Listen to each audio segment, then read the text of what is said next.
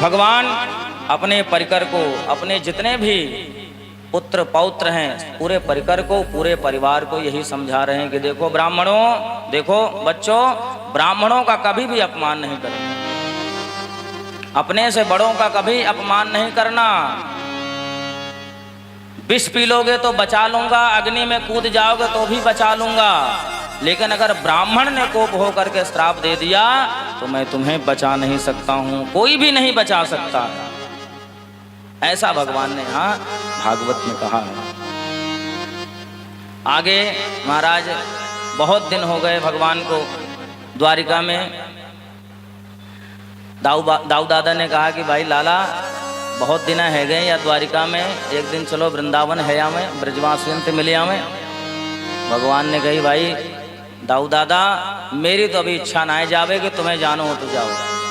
तो द्वारिका से चल करके भगवान बलराम जी सीधे वृंदावन आए हैं। बोलो वृंदावन धाम की। वृंदावन आए हैं तो 2 महीने के लिए आए हैं महाराज। 2 मासों तत्र चावात सीत मधुम माधव में च। मधु और माधव, मधु माधव किसे कहते हैं? चैत्र और वैशाख। 2 महीने के लिए भगवान वृंदावन आए हैं। ब्रजवासियों के साथ क्रीड़ा करते हैं। गर्मी का समय है महाराज, चैत्र वैशाख। चलो ब्रजवासियों स्नान करें यमुना जी में। ब्रजवासियों ने कहा कि भैया दाऊ दादा यमुना जी तो बहुत दूर है। तो दाऊ दादा ने कहा कि कोई बात नहीं, यमुना जी को हम यहीं बुला लेते हैं। हे यमुने इधर आओ। जैसे यमुना जी को बुलाया, यमुना जी नहीं आई। भगवान ने कहा कि बार बार बुलाने पे नहीं आ रही हो। यमुना जी ने कहा कि अरे दाऊ दादा अगर हम घर घर जाके ऐसे ही नहलाने लगी, जाने लगी तब तो हो गई यमुना जी। अरे आपको स्नान करना है तो हमारे पास आओ। दाऊ दादा ने कहा कि हमें जानती नहीं हो क्या? तुरंत हल मूसल संभाल लिया महाराज, और जैसे ही यमुना जी को खींचा तुरंत यमुना महारानी प्रकट होकर के चरणों में गिर के प्रार्थना करने लगी। राम राम महाबाहो तव जानेन विक्रमः यस्यैकांसेन विधिता जगति जगतः पते। हे अनंत बाहो, हे जगदीश्वर, हे बलराम जी महाराज, मैं आपके पराक्रम को समझ न पाऊंगा, मुझे क्षमा करें। क्षमा मांगी है। आज भी आप यमुना जी में जाएंगे तो महाराज केसी घाट के पास यमुना जी आज भी तिरछी होकर के बह रही हैं। आज भी मानो पराक्रम का परिचय दे रही हैं बलराम जी महाराज के, जो खींचा था। सुंदर स्नान किया दाऊ दादा ने, 2 महीने का वास किया। भगवान अपने सभासदों के साथ बैठे हैं, विराजमान हैं। उद्धव आदि मंत्री भी विराजमान है सभा में।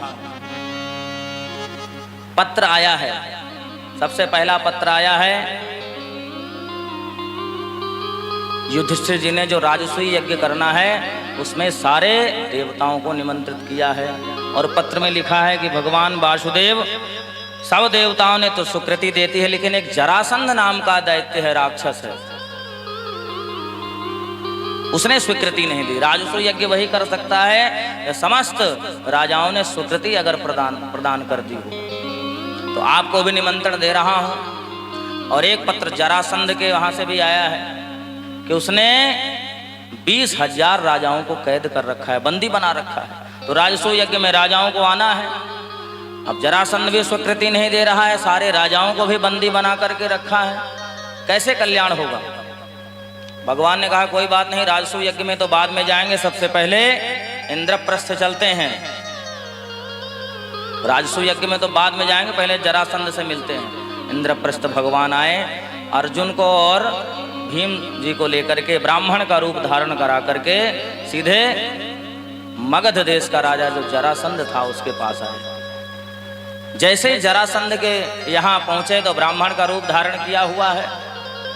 जरासंध की कथा आपने कल सुनी थी, जब 18वें बार युद्ध में जीता तो ब्राह्मणों का परम भक्त बन गया था। और जैसे ही तीनों ब्राह्मणों को देखा, भगवान भी ब्राह्मण का रूप धारण किए हुए हैं, अर्जुन जी भी ब्राह्मण का रूप धारण किए हुए हैं, भीमसेन भी ब्राह्मण का रूप धारण किए हुए हैं।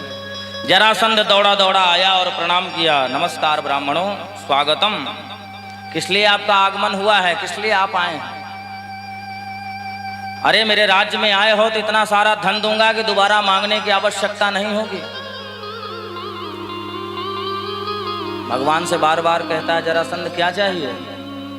भगवान ने कहा अगर सचमुच कुछ देना चाहते हो राजन तो युद्धम नो देहि राजेंद्र द्वंद्वसम यदि मन्यसे युद्धार्थिनो वयं प्राप्ता राजन नानन्यकांक्षिणः। अगर सचमुच कुछ देना चाहते हो तो युद्धम नो देहि राजेंद्र, युद्ध की भिक्षा दे दो, हम आपसे युद्ध करना चाहते हैं। जरासंध अट्टहास करके हंसने लगा। अरे ब्राह्मण देवताओं क्यों मजाक कर रहे हो, खाओ पियो माल पूड़े छानो, पेट पर हाथ घुमाओ, चलते बनो। ब्राह्मणों का तो काम यही है, लड़ना झगड़ना क्षत्रियों का काम है। ब्राह्मण का कार्य है भोजन करे और चलता बने आशीर्वाद दे करके। तो ये श्लोक क्या कह रहा है, राजन नानन्यकांक्षिणः। अरे राजन हम भोजन भट्ट ब्राह्मण नहीं हैं, देना चाहते हो तो युद्ध की भिक्षा दे दो। तुरंत जरासंध सोचने लगा कि भाई युद्ध की भिक्षा मांग रहे, इसका मतलब ये ब्राह्मण नहीं है, ब्राह्मण नहीं हो सकते। कौन हो, अपना परिचय बताओ। भगवान ने कहा असौ ब्रकोदरः पार्थः तस्य भ्राता अर्जुनो हयम् अनयो मातुलेयं मां कृष्णं जानीहते रिपुम। रिपुम शब्द आया है, हम तुम्हारे पुराने शत्रु हैं। असौ ब्रकोदरः पार्थः, ये ब्रकोदर भीम के जो भाई हैं, अर्जुन इनका नाम है, पार्थ इनका नाम अर्जुन है। तस्य भ्राता अर्जुनो है, ये अर्जुन हैं और ये उनके बड़े भाई भीमसेन हैं। अच्छा तो तू दूसरे का परिचय बता रहा है, तू कौन है? तो बोले अनयो मातुलेयम माम, मैं इनके मामा जी का बेटा हूँ। जरासंध की खोपड़ी चकरा गई कि भैया तू दुनियादारी की रिश्तेदारी खोल रहा है, तेरा नाम नहीं है क्या, अपना नाम तो बता। तब यहाँ पर भगवान ने कहा कृष्णम जानीहते रिपुम, मैं तुम्हारा पुराना शत्रु कृष्ण हूँ। जैसे ही महाराज सोचा अरे कृष्ण मेरे सामने खड़ा है, जोर से महाराज करंट लगा जरासंध को। बाप रे बाप, 17 बार हरा करके और 18वीं बार किसी तरह ब्राह्मणों के आशीर्वाद से जीता हूँ और ये फिर आ गया है, सारी मेहनत पे पानी फेर देगा। इसलिए कहता है नहीं नहीं, मैं भगोड़ों से युद्ध नहीं करता हूँ, मैं क्षत्रिय हूँ। तुम जैसे भगोड़ों से क्या लड़ना है। न त्वया भीरुनायोस्ते युधि विक्रम चेतसः, न त्वया, भीरु कह रहा है भगवान को जरासंध, न त्वया भीरुनायोस्ते युधि विक्रम चेतसः मथुराम स्वपरिम हित्वा समुद्रम शरणम गतः। अरे मथुरा को छोड़ करके समुद्र में द्वारिका बसा करके वास कर रहा है तू, तुझ जैसे भगोड़ों से क्या लड़ना। अच्छा तो अर्जुन से लड़ जाओ। बोले ना, अर्जुनो न भवेत योद्धा, अर्जुन कोई योद्धा है, थोड़ा सा गांडीव धनुष चलाना जानता है, अर्जुन क्या जाने युद्ध क्या है।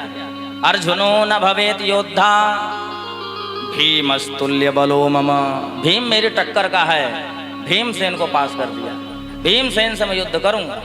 2 गदाएं ला करके रख दी हैं और महाराज भीमसेन का जरासंध का युद्ध हो गया है, गदा युद्ध। और देखो जरासंध कैसा है, दिन में तो युद्ध करता है और रात्रि में सेवा करता है, पैर दबाता है, हाथ दबाता है, भोजन कराता है, धर्म युद्ध लड़ रहा है।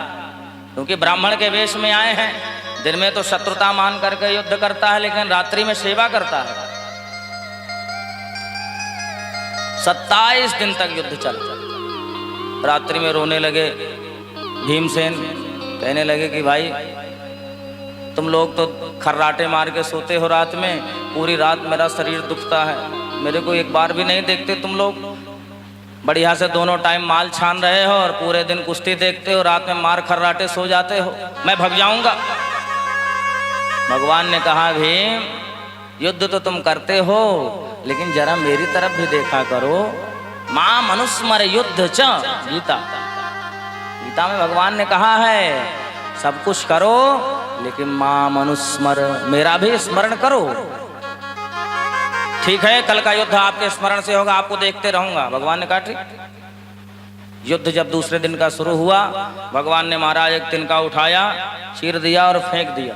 भीमसेन समझ गए, जरासंध को उठा करके पटका, एक पैर के ऊपर पैर रख करके महाराज फाड़ डाला।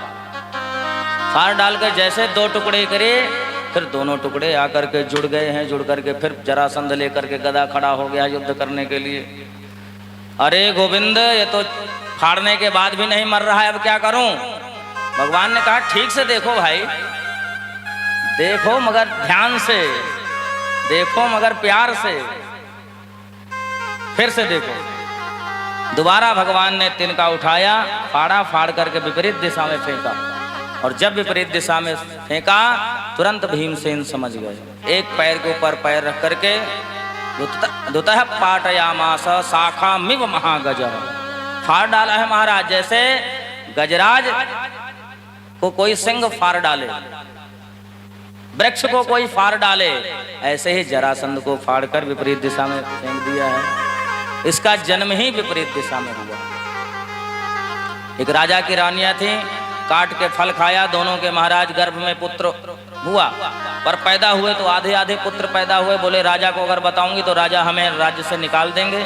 तो दोनों रानियों ने डर के मारे दोनों बच्चों को जंगल में फेंकवा दिया। बहुत बड़ी कथा है। एक जरा नाम की राक्षसी थी, वो महाराज भूखी प्यासी डोल रही थी। जैसे उसने सोचा कि मुझे मांस के टुकड़े मिल गए हैं, तो एक टुकड़ा मिला, दूसरा टुकड़ा भी वहीं पड़ा हुआ था, और दोनों टुकड़ों को देख करके जैसे उसने जोड़ा, बालक रोने लगा। जुड़ गए दोनों। तो दो भागों में ही जन्म हुआ था, इसलिए मृत्यु भी महाराज ऐसे ही दो भागों में हुई। तो वही जरा नाम की देवी ने इसका पालन पोषण किया, उसी का नाम था जरासंध। समस्त राजाओं को छुड़ाया है, और जो जरासंध का पुत्र सहदेव है उसको राज्य तिलक किया है भगवान ने। सारे जितने भी देवता हैं सबने निकल करके भगवान को प्रार्थना किया है, प्रणाम किया है। कृष्णाय वासुदेवाय हरये परमात्मने प्रणतः क्लेशनाशाय गोविंदाय नमो नमः। जो प्रणत जनों का क्लेश हरने वाले हैं, ऐसे भगवान गोविंद के पाद पद्मों में प्रणाम करते हैं। भागवत का सबसे सुंदर श्लोक है, याद कर लो। इस श्लोक का पाठ करने से घर के क्लेश, प्रणत जनों का क्लेश हरण करने वाले सारे क्लेशों का हरण हो जाता है।